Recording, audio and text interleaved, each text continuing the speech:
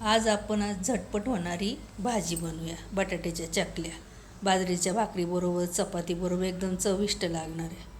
बटाटे चांगले स्वच्छ धुवून घ्यायचे, आडवे उभे चिरून घ्यायचे. बटाट्याच्या चकल्या पुन्हा चांगल्या स्वच्छ धुवून घ्यायच्या. लोखंडाचा तवा घ्यायचा, तेल घ्यायचं, जिरी मोहरी हळदी पावडर धना पावडर घरचा मसाला ओवा हिरव्या मिरचीचा ठेचा लाल मिरची पावडर व सगळं बेसन पीठ वाळलेला कढीपत्ता चांगलं मिक्स करून घ्यायचं. वरून वाळलेला लसूण टाकायचा, असला तर टाकायचा किंवा नाही टाकला तरी चालेल.